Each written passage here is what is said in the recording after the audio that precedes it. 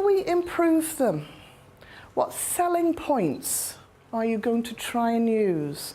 What are you trying to persuade? What are you trying to persuade your buyers with?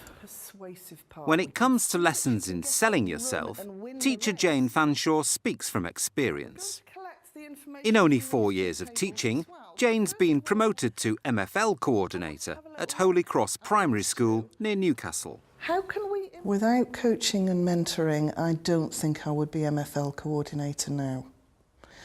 I don't think I would have the confidence to have taken on that role yet, because I wasn't secure enough in my evaluation of myself as a teacher, I don't think. Having that coaching and mentoring very much at the forefront of the school, it's just opened so many doors. It really has. But something about this cereal advert has to appeal to the parents. So how can you persuade them? I mean, you've used some lovely graphics here. Former MFL coordinator Maria Nicholson is mentoring Jane through the first few weeks in her new role. So how generally do you feel that your new role as MFL coordinator has gone this year, do you? Certain parts of it I'm really comfortable with. I'm getting quite happy with the training. I feel that the other teachers are beginning to know their roles much better. But I do have one absolute concern. As part of my role as coordinator, I have to do some coaching with Mr. James, who is our deputy head. I am an ordinary teacher, and I'm going to be going into his classroom and I'm going to be observing him, and it's the first observation that I will ever have done, and I don't know. The whole idea makes my knees knock, to be honest. I think you could put people off the coaching and mentoring process if you went in looking to make a judgment, but it never is like that. It has to be a dialogue between two people with this common goal of helping and supporting. So you're going in, and what you are doing is you are helping Andrew. You are going to take him through, you know, his progress in teaching French. The first thing you need to do is to meet with Andrew on an informal basis. Letting Andrew take the lead is I would agree a focus for the observation. Right.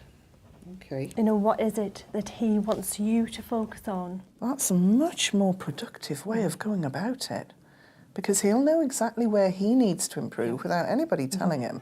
Yeah, it's a little bit... But who is going to want to eat this cereal? Is it just small children, or is it bigger children, or is it grown-ups as well? An understanding of the subject on which you're mentoring is essential to the mentoring process.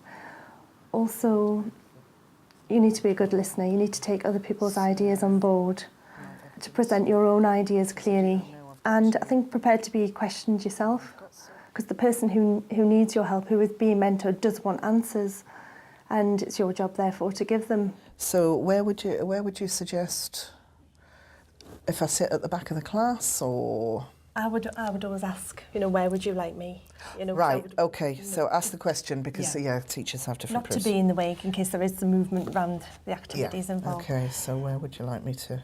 And when you do this, I can be involved if you so wish.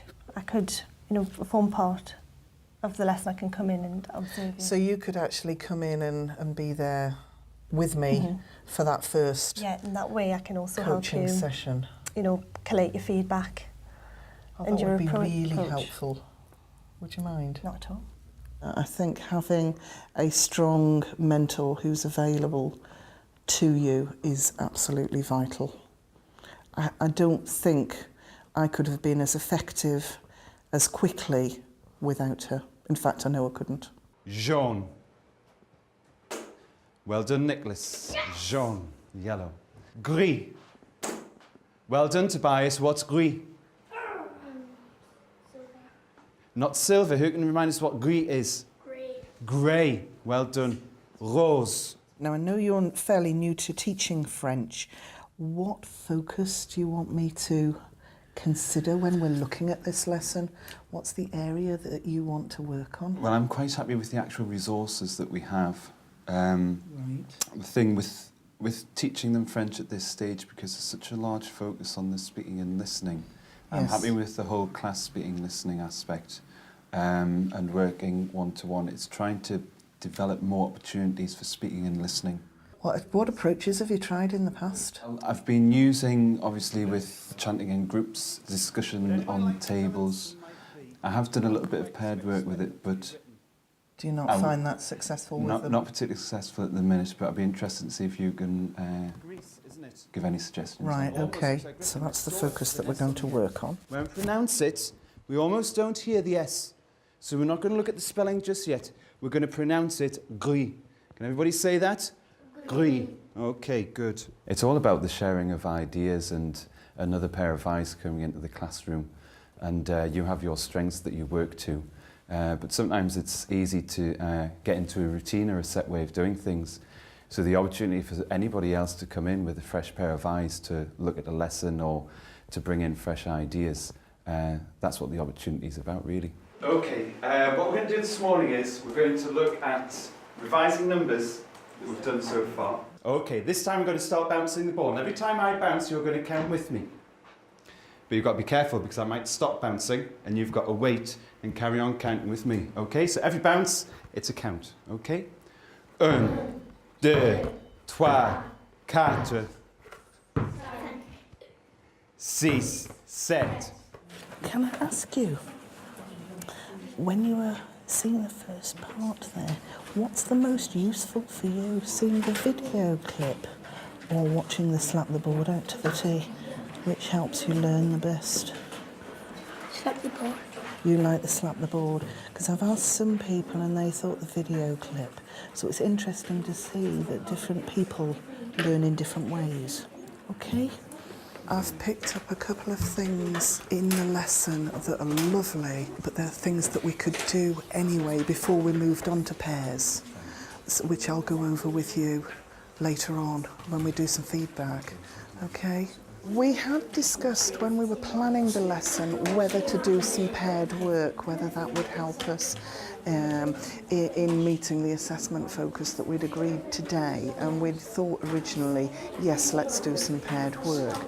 However, having seen the lesson so far, I've picked up on a few things that I'd like to develop further with him first. And I felt it was important to interrupt at that point, discreetly, I hope, but I didn't want to go off and drag too much in. I think when you're coaching, you really need to keep your focus small because it's making one step solid each time, and it's working on the good things. I don't think you ever get comfortable with somebody coming in and, you know, putting you under the microscope, as it were. But, and I think when I think how long I've been doing this, I still feel the same before an observation. But because it's always presented afterwards in such a way that everything is looked at and what you're doing well is acknowledged, then you are more ready to accept anything that needs to move you on. Well, I've completed your feedback form from this morning, and we were looking at opportunities to assess individual speaking and listening skills. How did you feel it went?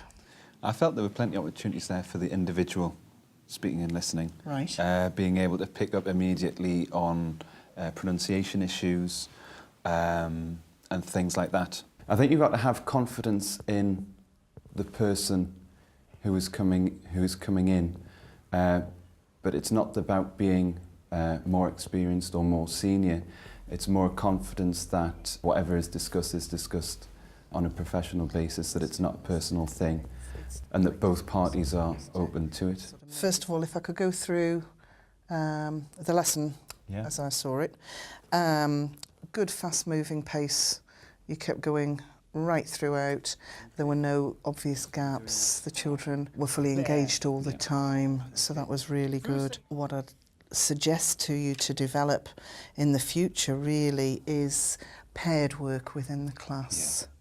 And there's a couple of ways that you could do that without radically changing the format of that lesson, actually. Right. So where you were doing the slap the board activity, perhaps if you use something like different colour cubes, so as the child is saying vert or orange, the people on the table are picking up that colour cube as well. And it would be quite easy for you to quickly assess how knowledgeable they are on the colours, recognition. I appreciate that's not their speaking and their pronunciation, but it would have given you a quick fire assessment on their listening. Yeah, that's a great idea. And so I think it is something that it's very manageable to do that, isn't it, in that time that you have there. Yes. The feedback is very important because this person has invited you to be involved in their career development. They've initiated a focus. And if you were to just do the observation, make your feedback and close your book, then nothing would have been achieved by the process that you've just gone through. You have to tie up what you set out to achieve. So generally the process was excellent. For the first time, I think you very much kept the nature of coaching in that it was clear that you were there, to help, not to be judgmental in any way. I found it quite hard to focus just on our objective. Right. And I had to mentally keep dragging myself back to, I'm here to look at this. Yes. And try not to get sidetracked, because I think it would be quite easy just to wander off on a tangent, actually. And I think you need to be quite focused on what your objective is for that lesson. One thing I noticed just as you were giving the feedback, you invited Andrew's general views about the lesson and then, identify the positives, but then you offered the suggestions as, the paired work and the responding to a question. I just wondered if, in terms of a coach, whether it would have been just to turn that around and then say to Andrew, have you, thought on about, importing your ideas? What suggestions could you make? How do you think you might have got the children more involved? And then there might have been something that came from him, and then you could bolster that with your own suggestions. So instead of jumping in quite so quickly there, allow time for him to develop the ideas himself. If you are lucky enough to be mentored, I would say learn all you can. Take every advantage that you can, because it can only help you. And don't look on it as something to be scared of, because that's not what it's there for. In terms of enhancing teaching, coaching and mentoring is fundamental.